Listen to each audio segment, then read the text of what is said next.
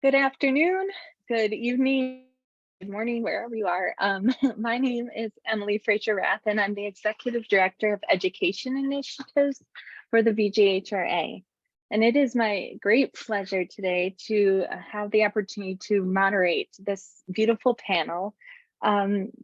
Today, I will be introducing you to Maureen McCauley and Kassaye MacDonald, and a special guest, Mike Davis. We are going to be talking about this beautiful anthology that just came out in 2022, entitled Lions Roaring Far From Home, an anthology by Ethiopian Adoptees. And this was edited by Maureen and Kassaye, features an essay by Kassaye and also Mike Davis, and is also edited by Estella Fetch Evans, who is Maureen's adopted daughter, but unfortunately is not able to join us today. However, her voice is very present in this anthology as well. So thanks again, everyone, for joining us. I'm going to take a moment to just introduce Kassaye and Maureen, and then sort of turn things over to them. We'll hold questions until the end, but if anyone does have questions, please feel free to put them into the Q&A function at any time, and I'll do some collecting. Okay, so Kassaye is a mother, writer, and advocate for family preservation and reunification. She has published articles in adoptee-centric blogs, magazines, and books in both English and in French. In 2014, she co-founded Ethiopian Adoptees of the Diaspora, a virtual group for Ethiopian adoptees online. From 2016 to 2017, Kassaye co-produced and co-hosted Out of the Fog, a podcast and radio show on family separation based on CKUT 90.3 FM, which is McGill University's campus and community radio station. Besides writing and podcasting, Kassaye has spoken on panels about adoption and family separation in Canada, the US, and in Austria. Kassaye has a Bachelor's of Arts in Political Science from Concordia University and lives in Montreal, Yojage, I'm working on how to say this, Quebec, with her son. And Maureen's professional background is in child welfare advocacy as former executive director of 3 adoption-related nonprofits. She's presented workshops on adoption, for example, transracial, international, older children adoption, racism and adoption, across the US and in Canada. She is proud to be the co-editor with 2 Ethiopian adoptees of this wonderful anthology, Lions Roaring Far From Home, an anthology by Ethiopian Adoptees, which again was published in December 2022. Her 4 children, all transracially adopted, are now in their early 30s. She also has 2 granddaughters. Maureen is currently a freelance writer and editor and blogs at lightofdaystories.com about racism, adoption, and parenting. And as always, we'll be sure to link to ways to connect with all 3 of our guests in the chat. Her undergraduate degree is from Georgetown University, and she holds a master's in English literature from the University of Maryland. So again, thank you all so much. And Mike, who is joining us today, I'll ask you maybe to introduce yourself in your own words in a few minutes here. In the meantime, I'll turn things over to Maureen and Kassaye.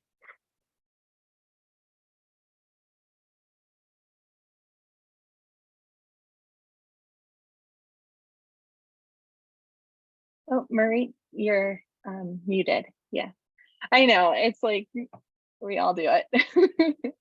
You'd think by now, but anyway, I was being very gracious. I was saying thank you so much to each of you, Kassaye, Emily, and Mike, for being here, and for all of those of you who are attending this workshop. My deep gratitude to the organization for hosting us, for inviting us, and to having us participate in this amazing conference. Really appreciate the opportunity to talk about our anthology. So I'm going to give a fairly quick overview of the book and then turn things over to Kassaye. There are an increasing number of books being written and published by adoptees rather than by non-adopted people, such as adoptive parents and adoption agency staff workers who historically have held the microphone far too much. It is the lived experience of adopted people that should take precedence anytime we talk about adoption. Our book is the first of its kind, written entirely by Ethiopian adoptees. Our writers were raised in several different countries, and they range in age from 8 to over 50 years old.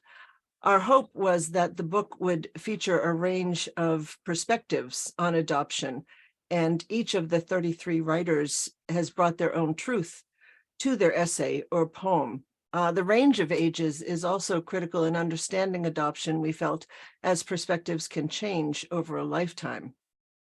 As an editor, I felt first and foremost that I needed to honor the truths of each adoptee writer. They are sharing their sacred personal stories with readers, and there was often a lot of struggle, understandably, for some to write down their stories, which often cut very close to the bone. Some writers ultimately decided not to have their essay published. Some wrote using pseudonyms to protect themselves. As an editor, I needed to honor the emotions and the strengths of each writer. We tried to retain each writer's individual voice as much as possible. As an adoptive parent, I found each of the essays and poems incredibly powerful, whether they were matter of fact or they were enraged. There's mention in the essays of abuse and of suicide, of confusion, of racism, as well as love and resilience. I think that these essays should be read by anyone with a connection to adoption, especially adoptees, of course, and also, though, by anyone with an interest in how we view children, family, poverty, privilege, power, and global systems. And Kassaye, I'll turn it over to you. Hi, everyone. Thank you so much for having us today. It's really a pleasure to be here and to speak about the book. So there's me and Mike who are here today, but there's about 30, I think in total we're 33. I lost count because of some people have more than one essay. So first I want to just give a brief overview of the history of adoption in Ethiopia and also touch on why it was important for us to write this anthology. So Ethiopian adoption started in the 1960s. From the first adoption came from Sweden. When I say the first adoption, I'm talking about like adoption, international adoption as we know it now, which is really systemic sort of process. I'm not talking about informal. So it started in Sweden pretty much in the late 60s. And then the 70s, it continued, 80s, it kind of dipped. And then in the late 80s to early 90s, then there was another kind of boom, and that was to Europe, mostly European countries like Western Europe and some Scandinavia as well. So a lot of adoptions went to France, Belgium, Switzerland, but many in France.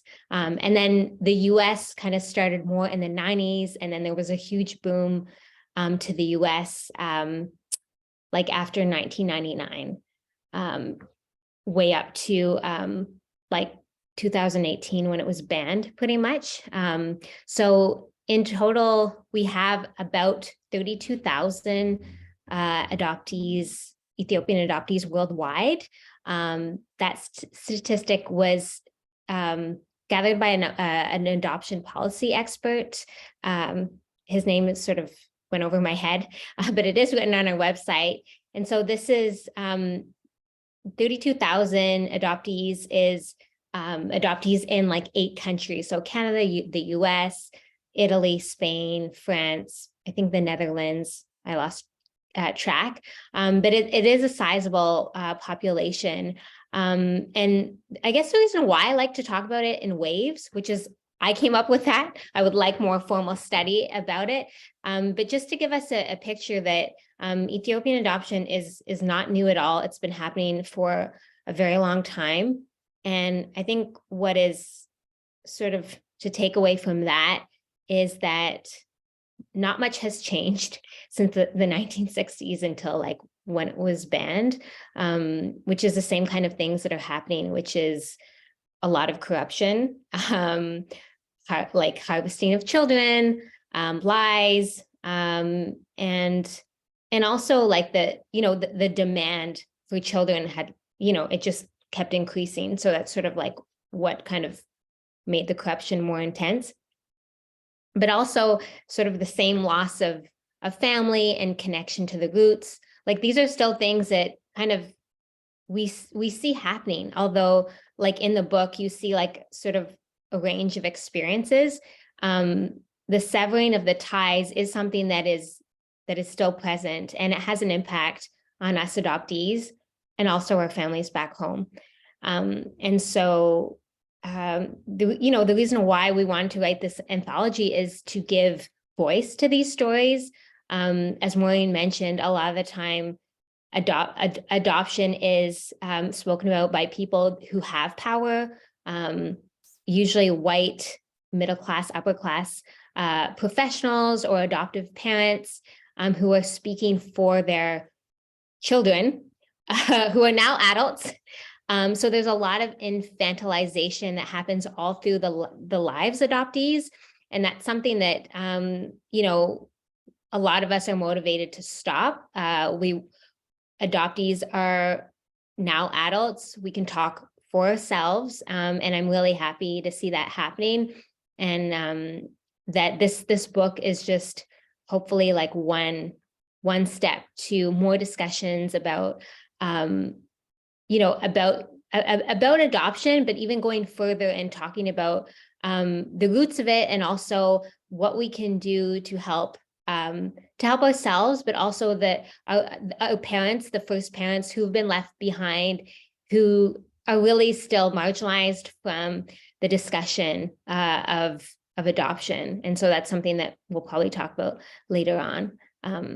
But I'll leave it at that for a moment, but there's really a lot to talk about on this subject. There is. Thank you, Kassaye. There's an incredible amount to talk about, and I really appreciate the fact that Kassaye has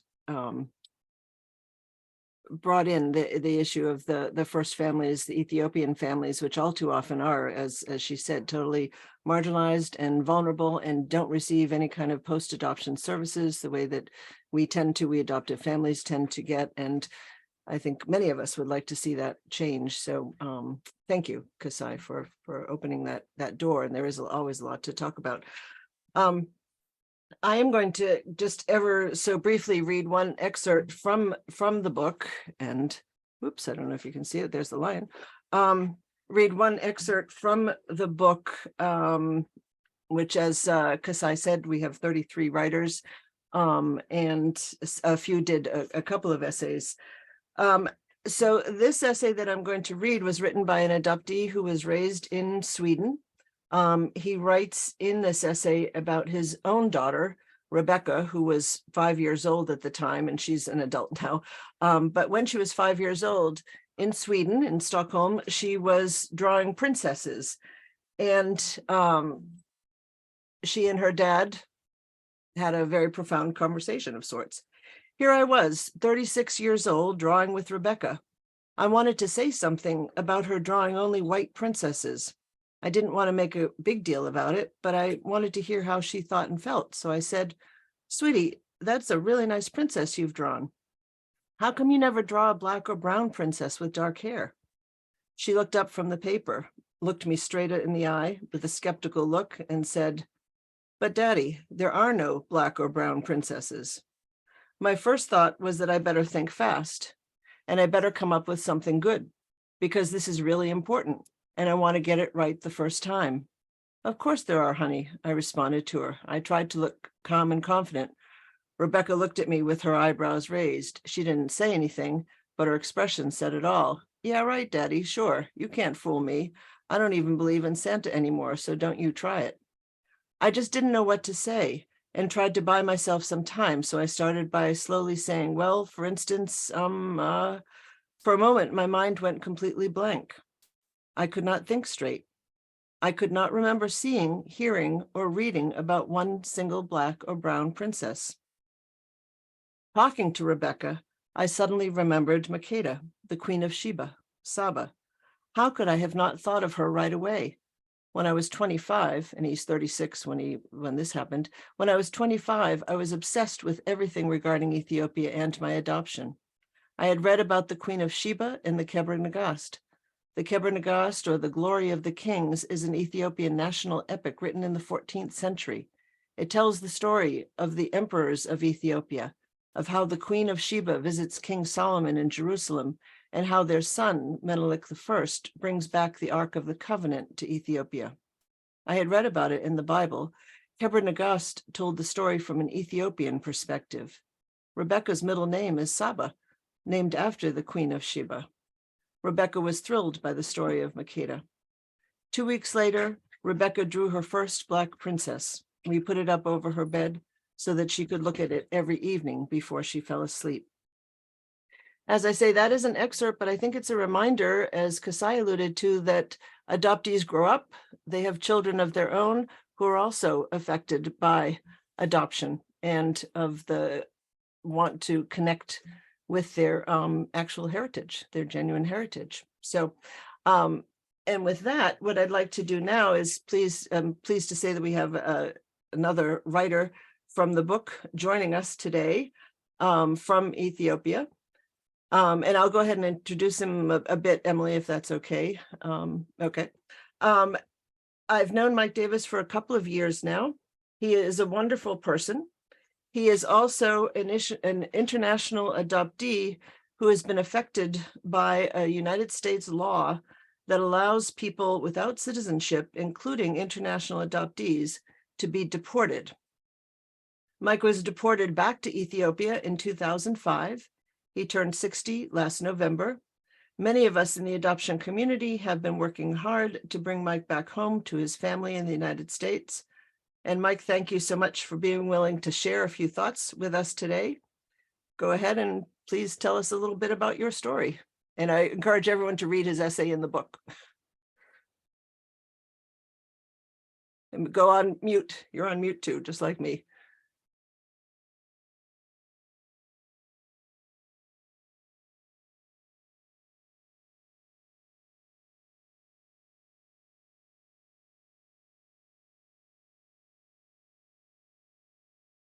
We can't hear you yet.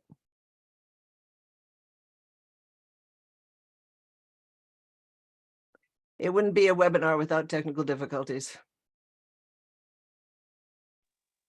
How about now? There you go. Can you hear me? Yes. All right. Well, my name is, thank you for giving me this opportunity to speak. My name is Mike Davis. My Ethiopian name is Abeba Hailu Davis. I was born in Ethiopia in 1962. When I was 8 years old, I was introduced to an American father of mine, my adopted father, by another American lady that was stationed here. While I was, when I was 8 years old, I was a ball boy at the tennis court at the American Community School. She had a son about my age. Me and him was playing tennis together, and we started liking each other. So one night she gave me a ride to my grandmother's house, and she sees the condition I was living with my grandmother, and she told me that she know persons that's coming to Ethiopia, Addis Ababa, that was stationed there in the army, that would like to adopt a child. And then they talked with my grandmother, and it was okay for them to adopt me.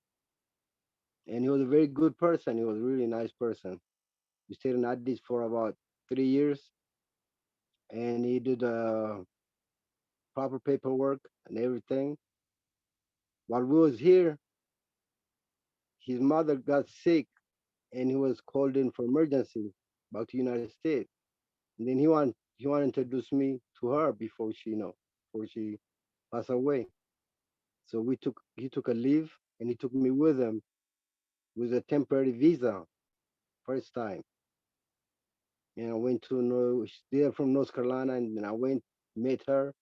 We stay here for about 2 months, and during this time, my adoption paper was being processed. We come back to Ethiopia and stayed here, and I was going to the same school I was born by at, and I attended the same school, which was American Community School. And then my dad did all the process of paperwork for me and finished it up. And at the end, when the Ethiopian government was the kings was being overthrown by Mengistu, all the American military people was getting kicked out, and I was part of that crew. And we went to America, lived there, couple of military bases, and I mean, I stay in a small town, Augusta, Georgia. And there is no immigration, or there is not that many foreigners in that small town. And I didn't know there was immigration issue or immigration courts or immigration nothing. When my dad was raising me, we don't talk about adoption or none of that stuff. I mean, I knew that was never in my mind. Well, so while I was living in Augusta, I played a lot of tennis. Went to high school, graduated from high school, played tennis, soccer for my high school, won championships. Then when I turned 16, I started working at the pizza shops, Domino's Pizza. I like the pizza business. Then I was going to school and working. When I reached 19, I opened up my own pizza shop and a couple of other businesses. I like business a lot, and also made my wife.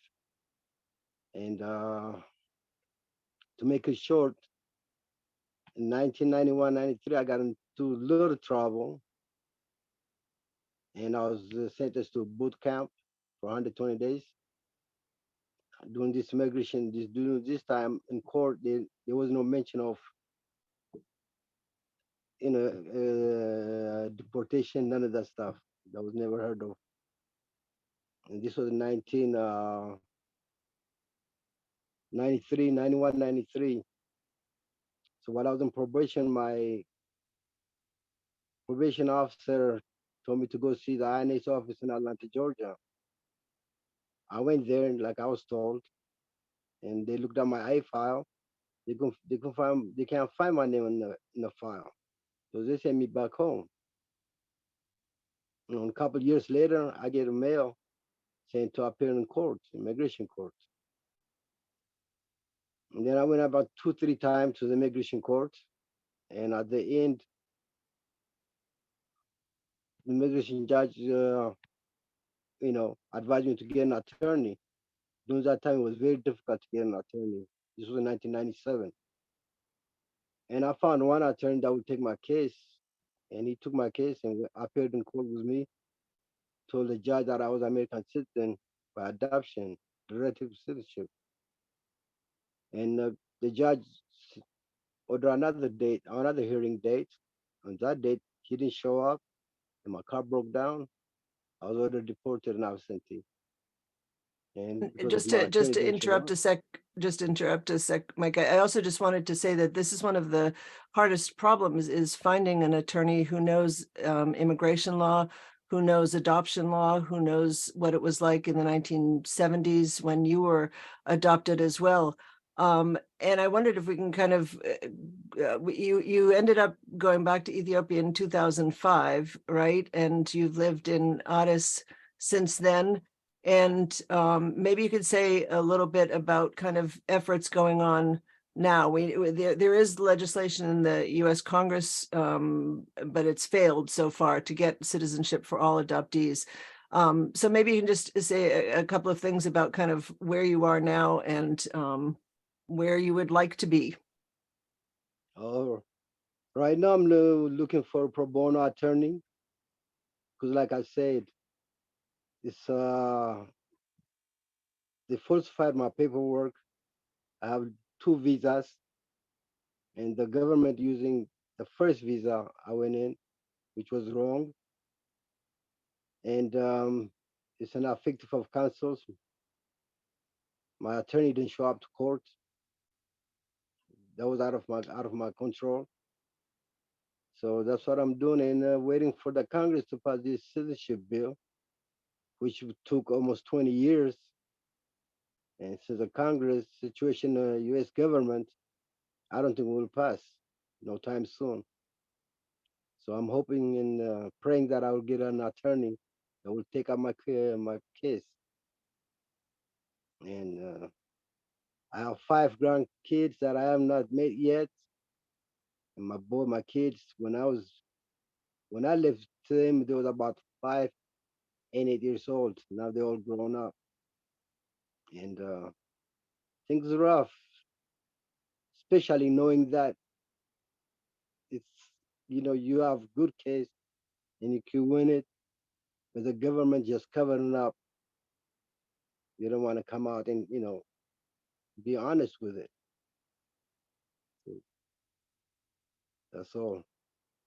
Well, that's quite a bit. And thank you so much, Mike, because I know you're speaking from your heart and I know how difficult this is. Your wife, your children, your grandchildren still in the United States. And there's information in the book about some of the citizenship efforts. And then I'm sure if folks want to connect or have some ideas, for example, of a pro bono attorney or others that can help in terms of adoption law, can get in touch with us or can get in touch with Emily. So thank you so much, Mike, for being here and for voicing your truth and for being part of our anthology. So Emily, I guess it's back to you.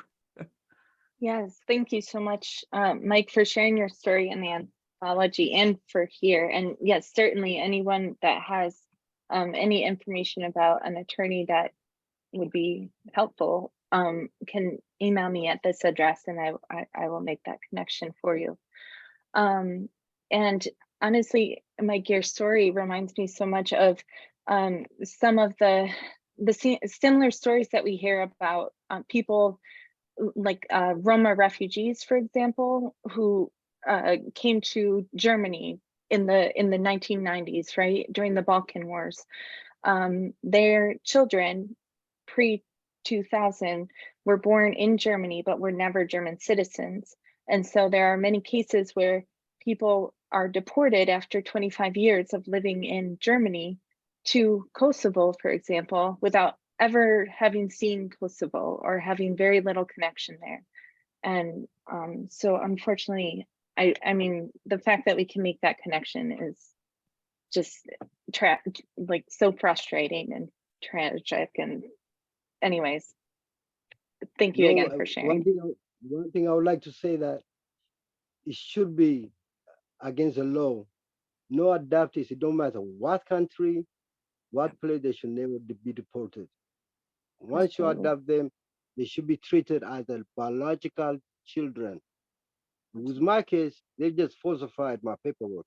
My dad was very strict about doing his paperwork, and I have the proof to show it. But the government just falsified things, and especially in the United States. And attorneys, nobody controls these attorneys. They do a lot of immigrants wrong. Nobody check on them or go check behind them. And it's really sad. And I don't want nobody to go through what I went through or what my family went through. Absolutely. It's really sad. Yeah. Absolutely. It's not just only me. It's my wife, my children, my grandchildren. It's shame for the U.S. government to do what they're doing, not passing this bill. All right. Thank you very much. Oh, yes, and thank you again. Right, and the reverberations, and that's something that Kassaye also mentioned, right? The links between these stories, as different as they are, I mean, it comes down to family separation, severing ties, and this sort of thing, and that has ripple effects as we find stated over and over in different ways in the anthology.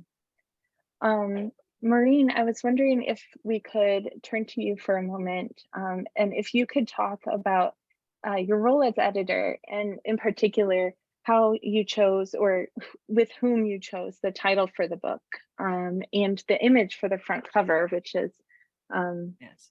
beautiful image. And people can see it better if you go to that link that I put in the chat. So the title, yeah. Yep. And okay, sure. Thank you. It is a beautiful cover. The painting was done by an Ethiopian artist who lives in Addis Ababa. His name is Nahosene Negusi, and he's just an astonishingly talented artist. And he did the cover art for us. Lions, of course, have an ancient association with Ethiopia. They're well known for being part of the sub-Saharan ecosystem in Ethiopia and in other countries. They've been known to be kept as the pets of emperors and kings of many countries, including Ethiopia.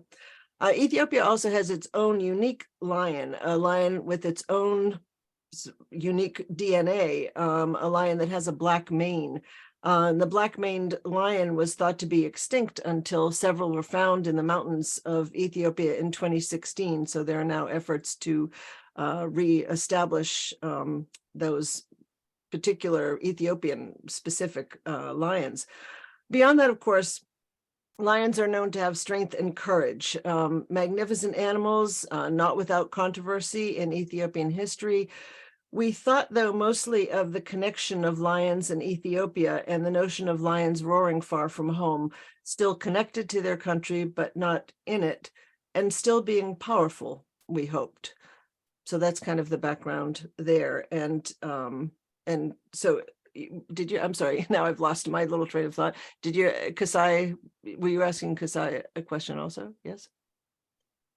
Thanks for that. I can turn to Kassaye because Kassaye, Maureen, and I had a nice conversation last week in preparation for this panel.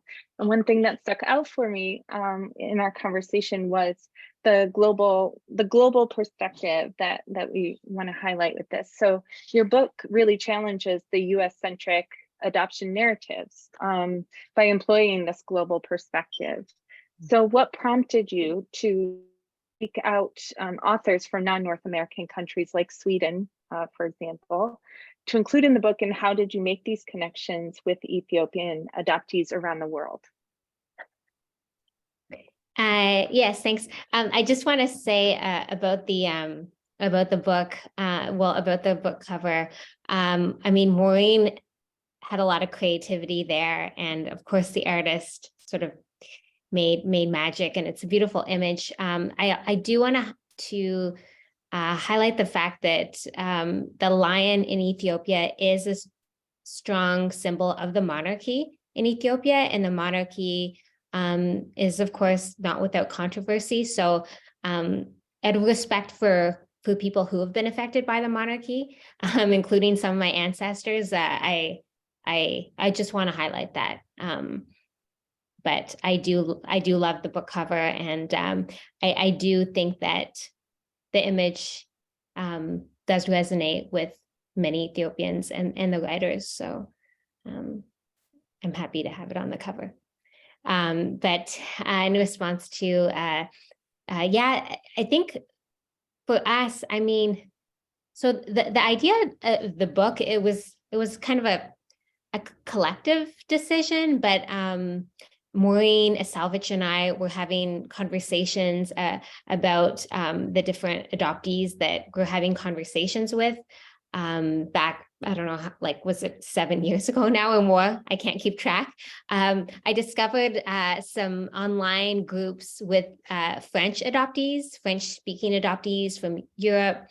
And so I was just connecting with them and spending hours like speaking and learning about their stories. And I connected Maureen to some of them. Maureen actually wrote a blog with one of them. And so, and I was also like talking to adoptees in the Netherlands because we'd created the Ethiopian Adoptees of the Diaspora group. So the idea of a global book kind of came out of this idea of like sharing these stories, but like I was connecting for people out of genuine curiosity. Like I am not entrepreneurial in that way, like especially not with adoption and stories. It was out of really interest. And then Maureen was like, you know, like these stories, like the world needs to know. And Salvage and I were like, yes. And so we sort of, you know, thought about it, and then that's sort of the book launched. And I do want to say that this project is an adoptee-led project. Maureen has been a really keen supporter, and because of being really busy moms, full-time workers, like it's not a thing that Salvage and I really, I think, wanted to pull off by ourselves. And so having Maureen there was like, we're just so grateful for her help. And I say that because I think with adoptee spaces, there is like, we don't usually like adoptive parents. And personally, like I'm not pro, like I'm very adoptee centric in my approach.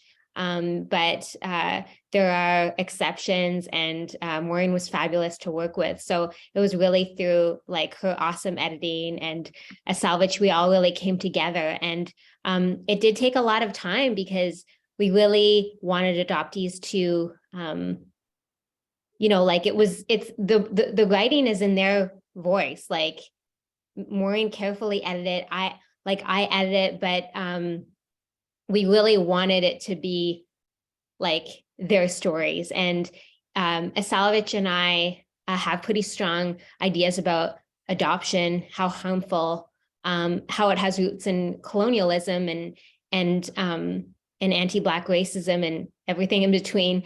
But, you know, we framed the book sort of in that way, like, but we also gave space for everybody to share their opinion. And so you'll find a diversity of views in that book. And I'm really happy about that. I love that people have really different opinions than myself. But I do think it is important to also look at the undercurrents of adoption, which is inequality and other things. And it is an undermining of local systems of care as well. So we do, there's so many systemic things to highlight besides just the personal narratives that is what like keeps people interested in reading about adoption.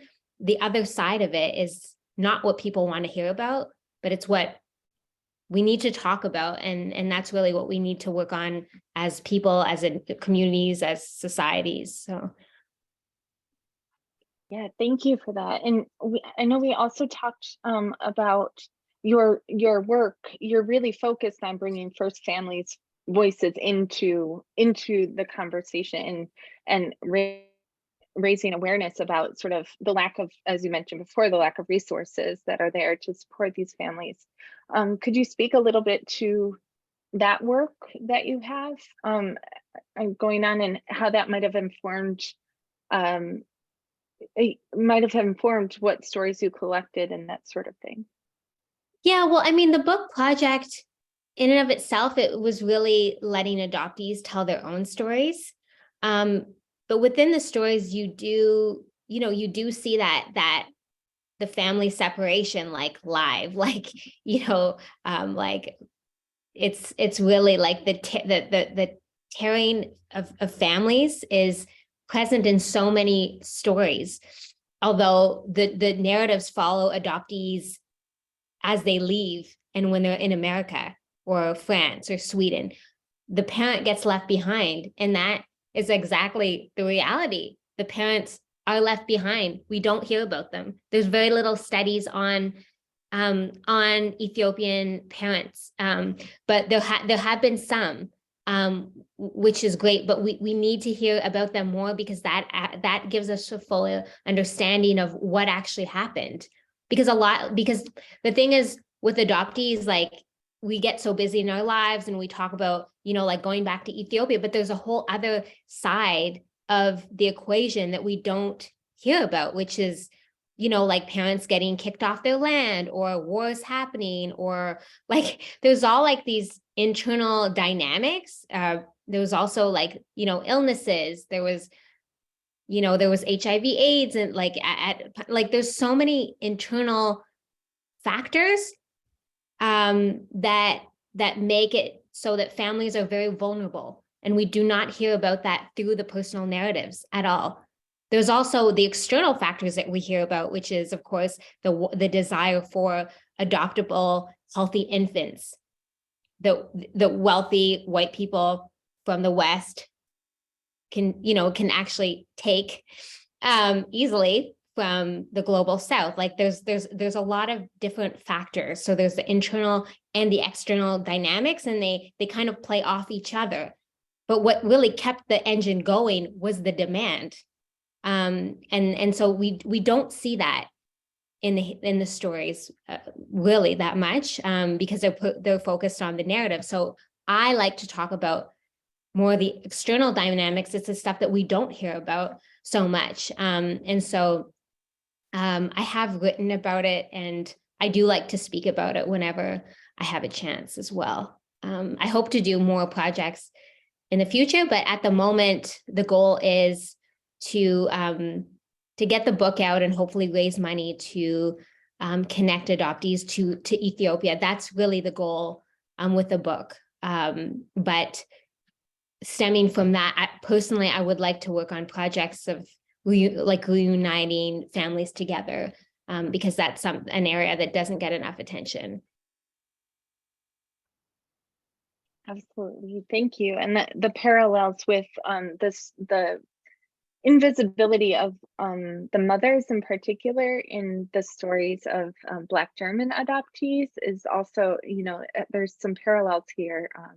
So we get the narrative of the children, but again, forgetting that, you know, children grow up, and then also the first families are sort of not there in the narrative at all. And so I think that's, yeah, incredibly important work for a variety of reasons. Maureen, if I can turn to you again. Sure. Oh Can yeah, I go just for add it. something Yeah. first? I don't know that we specifically said, for example, the where our writers were raised. They're raised in the United States, Canada, France, Sweden, the Netherlands, Australia, and then besides Mike, there's another adoptee who rematriated to Ethiopia as well. So we have two that are living in Ethiopia now as well. But that was a really important part from both the Selefetch and Kassaye, that, you know, we tend to get caught up in the United States and all of its power and money and numbers and so forth, and really remembering that there is very much a global aspect to Ethiopian adoption, as Kassaye mentioned at the beginning as well, and that becomes really important. And it becomes particularly important in that the approximately 32,000 adoptees have Ethiopian birth families of some sort or another, whether the mother and father are both still living or the grandparents. They may have siblings, they may have cousins. And it's always so important, I think, for us to remember, of course, those families and get them to reunify if possible. The revenues raised from the book are all going to support of Ethiopian adoptees, as Kassaye mentioned. So we are making a very conscious effort. All of the royalties will go back into the Ethiopian adoptee community. So, Yes, thank you for clarifying that. And also, I don't think we mentioned here, but transnational Ethiopian adoption is no longer legal. What exactly was the time frame around that, and what was the decision making? I'm happy to say, and Kassaye, you can go in. Ethiopia made the decision to close as a country to international adoptions as of 2018. They never were signatories to the Hague Convention on intercountry adoption. The reasons that it closed were numerous in some ways. I mean, there was concern over the publicity or the reality of an Ethiopian adoptee who died at the hands of her adoptive parents, and those adoptive parents are in jail now. That was one incident. There were concerns about connection with culture. There were concerns about children growing up without having Ethiopian role models and mentors as they were growing up as well. There were concerns about whether adoptive parents were sending the reports back about the status of their children to Ethiopia. So it was, there were concerns about fraud and corruption. At least one American adoption agency has seen its the staffers jailed for fraud, corruption, and bribery. So it was increasing evidence of fraud, corruption, and bribery in Ethiopian adoption as well. And I would say all of those things went into it. I know there was a move, and I hopefully there still is, to promote in-country adoption if needed for children. I think we are, of Lions Roaring, are all agreed on the need to promote family preservation, orphan prevention, and a move toward a world where children are, vulnerable children are protected, are taken care of, and families are able to stay together. So, Kassaye, did you want to add anything to that? Yeah, I mean, Maureen said really the gist of it. I think, I mean, Ethiopians were really horrified by, hearing the bad things that were happening to us all over. I also think that, I mean, the decision to ban adoption is also, I think, part of the new political change that was happening in Ethiopia at the time, when, governments are trying to clean up, not the image, but like they do things like that. So I think that, the ban on adoption, it was probably for those reasons, but it was also part of some sweeping changes that Abiy Ahmed was putting in place. So I do think it was a positive move, although I think that there is a lot to do, especially with the situation in Ethiopia currently, which is not very good. So I think the need for more family reunification, preservation efforts is greater. So even though adoption is banned now, we see that the number of children, I mean, and this is just, again, going back, looking at the history of adoption in Ethiopia, like not the need for adoption, but like children become, of course, more vulnerable whenever there's war, famine, anything. And right now, the country, there's a lot of conflict happening and war. So I do hope that there is renewed focus on family preservation in Ethiopia. I really hope to see more conversations about that within the diaspora, because I know, international adoption is not a resort, but it's hopefully, there'll be more internal solutions that'll be sought after. Interesting. Maureen, you have also done a lot of work over the years. I read that in your bio, right? That you were the executive director of 3 adoption-related nonprofits. So could you speak to, in general, activism, what sort of work you have done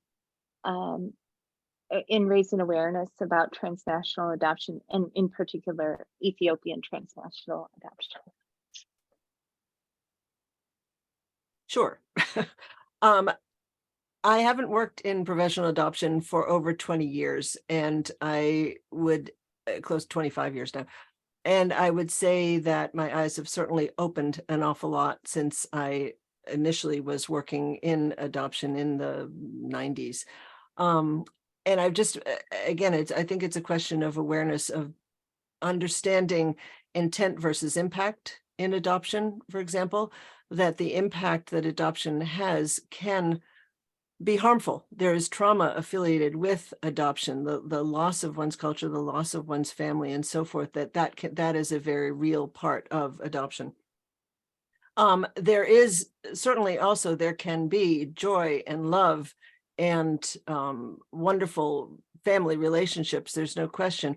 We can't, though, let that stand on its own. It's not, we can't not acknowledge, we must acknowledge the reality of another family, another culture, particularly those of us who are in transracial adoptive families, we as white people really can't teach our children about racism in any real way. And in the United States anyways, racism is a very fierce and frightening part of our culture, unfortunately, in small ways and in large ways. So we have such a responsibility to teach our children and to make sure they have, those who are here, make sure they have mentors, make sure they have role models, make sure they are surrounded by people who look like them, who are part of the Ethiopian community, who are part of the adoption community, and can bring as much wholeness to them as possible. I think we also have to be open very much to the fact that our adopted children deserve to know their family, their first family, in their roots and who they are and the truth of their story, because there's been so much fraud perpetuated by a whole lot of people in international adoption, and including in Ethiopian adoption. So as people begin to learn the truth, they need support for that as well. So part of our hope, and Kassaye can say it, I think certainly much better than I, is that we are raising some awareness about the individual stories of Ethiopian adoptees, wherever they are in the world, and that we are making effort to bring healing to them and to their original families, their Ethiopian families as well.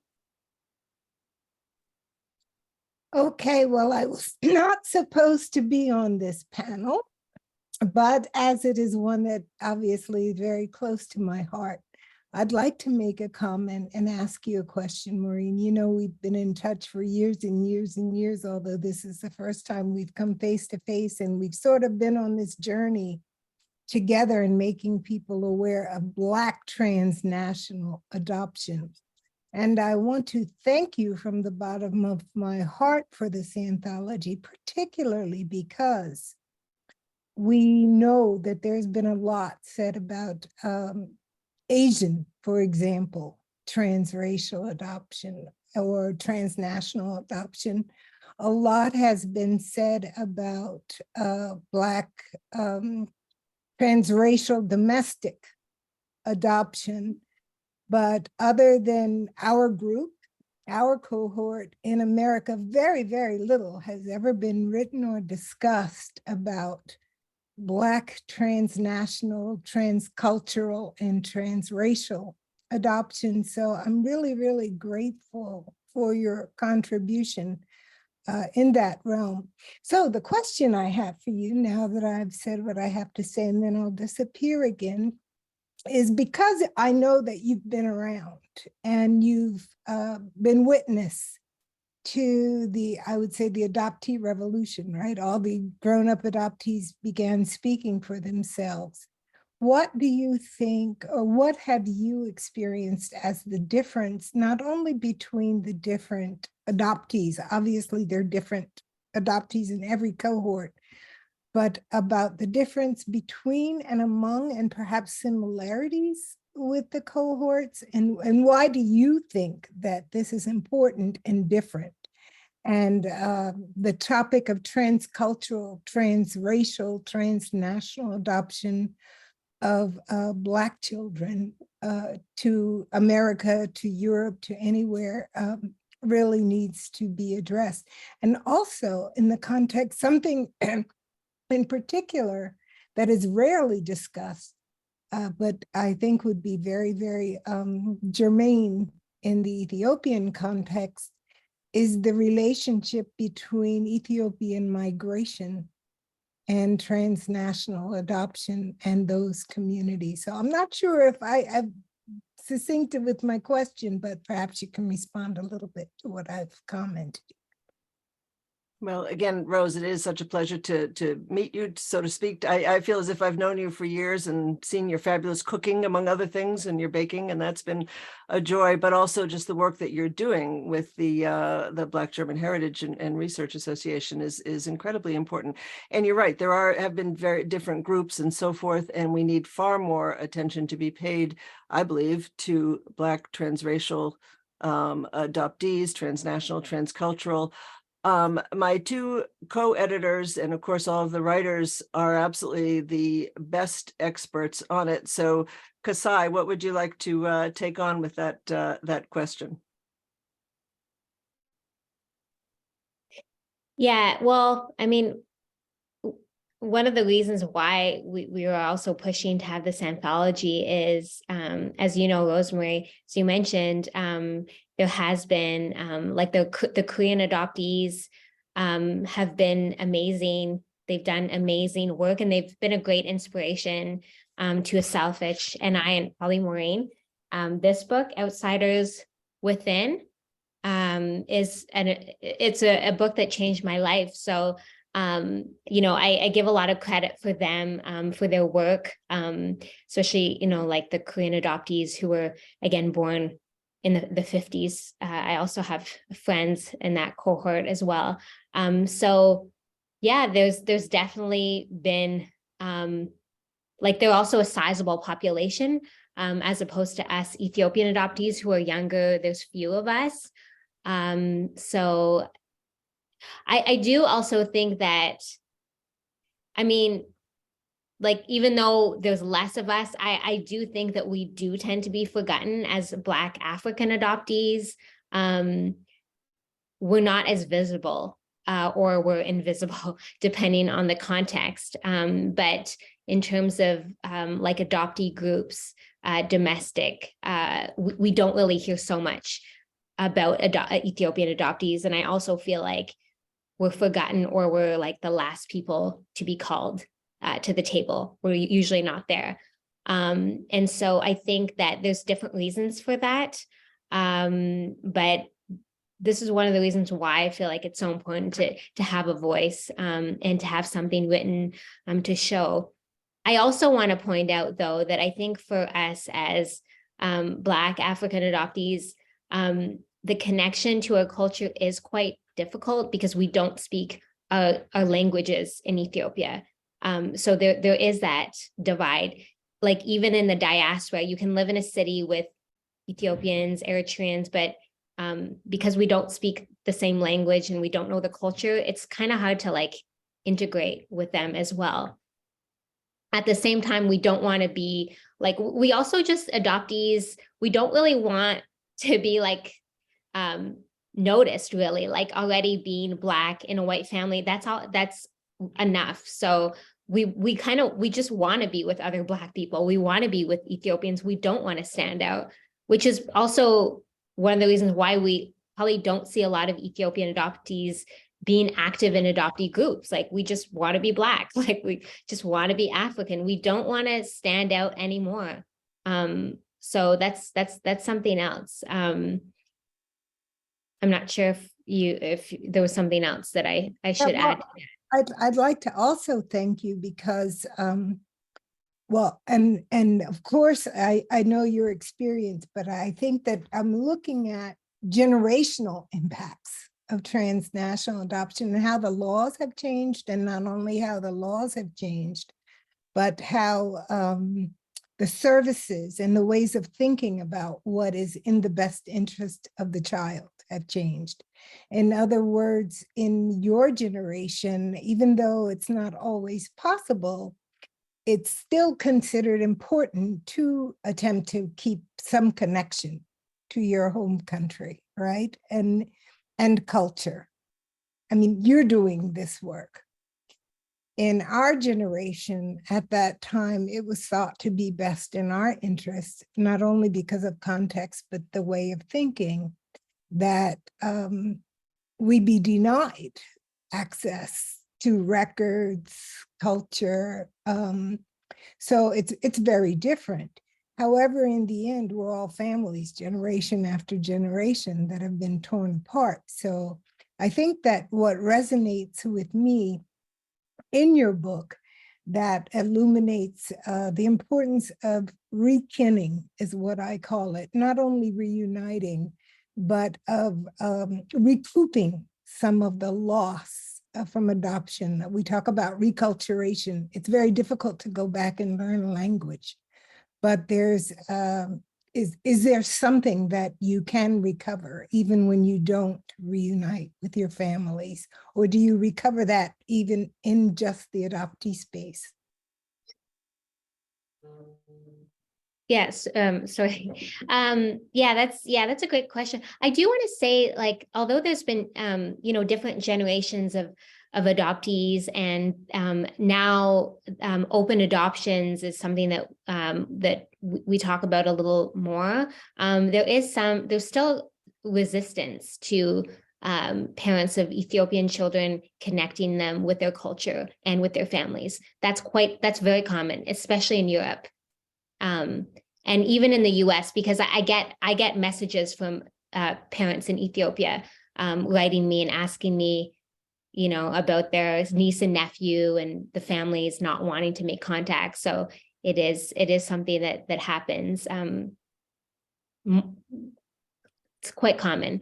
But when you mention, like, even if we can't connect to our families, what else can we do? I think not everybody wants to connect with their families, and that's fine.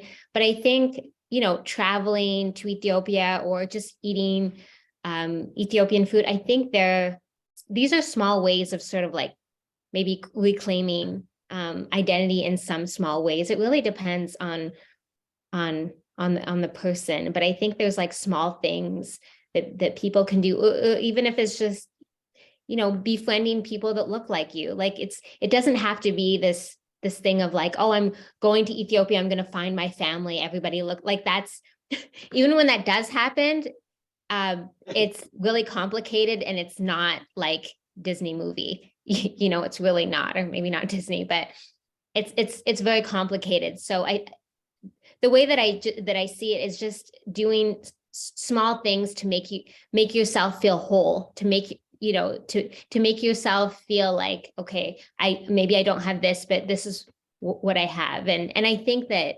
some of the adoptees that I've spoken to and the ones in the book, they've done a good job of that. Like, just sometimes it's not even connecting with Ethiopia. Sometimes it's just traveling like somewhere else and sort of getting out of like your life because it's traumatic. Sometimes you just want to go to Asia for a month. I mean, not everybody can, but like, I think there's different ways of healing, and it might not look very conventional, but everybody does what feels good to them. So I'm very supportive of adoptees who want to connect with Ethiopia or Ethiopian adoptees, and one who wants, and some who don't, because some don't as well. I've met them, and I don't mind at all. One more thing I'd like to bring up, and you can either correct me or comment on, that I think is different among the cohorts. I understand that not all, well, we know that even in the German context, for example, not all mothers voluntarily gave up their children. However, I think what may be different is that in the German context, I don't think any of the mothers had expectations of their children returning. Am I correct in saying that not all families who gave up their children in Ethiopia to adoption understood what adoption really was, or that it was final, rather than them thinking, oh, this is a better life and goodbye, but rather you'll go get educated and have a better life and then come back home to your family? I think that's an important distinction to bring out between the two contexts. Yeah, definitely. And I mean, and Maureen could also add to that. She wants, but that's the lie that keeps giving since the 1970s, is that parents are told that their children are going to, go to America. France is like, everything is just America.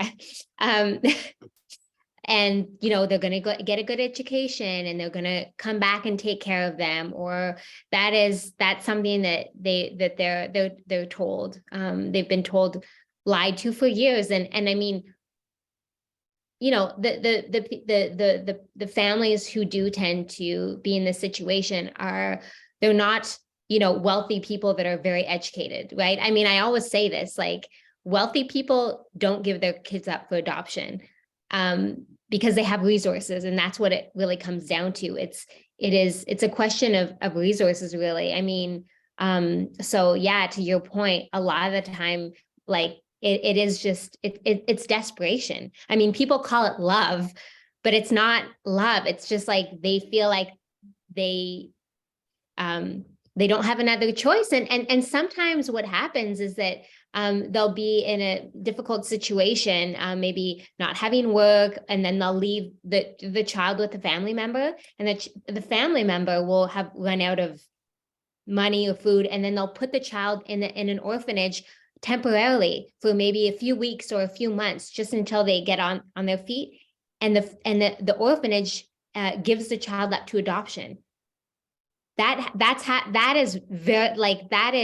It's happened so many times. That's like a very common story. So like, there's all kinds of things, and it's like people, families, sometimes it's mothers, fathers, aunts, uncles, grandparents, they need respite, they need support, they need resources, and they even if it's temporary, they don't have that.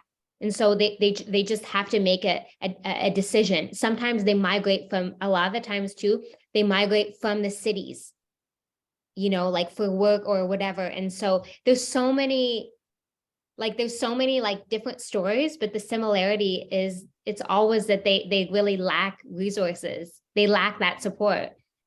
So that's why I really believe that, you know, what we need to do is put in place mechanisms so that people have that support, that they know about it.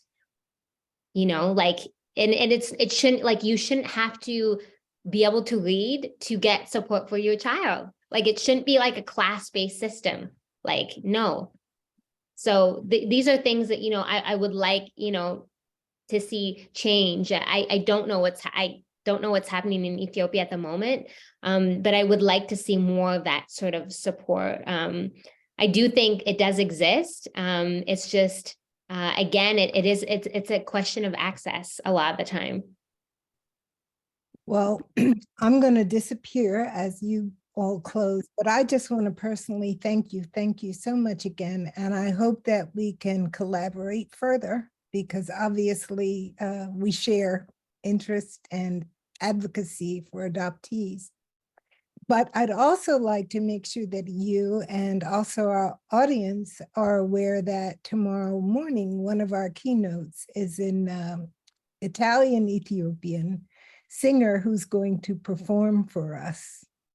And it was not planned as such, it was coincidental, but I thought it was quite complimentary. So I hope that you will join us tomorrow. And again, many, many, many thanks for your presentation today, all of you. Thank you very much. Thank you all so much. And Maureen and Kassaye and Salafet for this beautiful book. And I recommend it enough. I mean, it's beautiful and wonderful. So please, everyone, order your copy of your books for yourselves and for your libraries. Mike, thank you very much for zooming in all the way from Ethiopia, where I'm assuming it's pretty late at this point and you probably want to go to sleep. But thank you for sharing your story as well, both in the anthology and here today. So everyone, thank you for being with us all day today. And as Rosemary mentioned, we have another full day tomorrow as well as Saturday. We start at 9 a.m. tomorrow, Eastern time. So whatever that means translates to for everyone. We're looking forward to another great day. All right. Thank you so much. Thank you, Mike and Kassaye, very much. Thank you very much, all of you. Thank you so much. Thank you, Emily. Yes, thank you.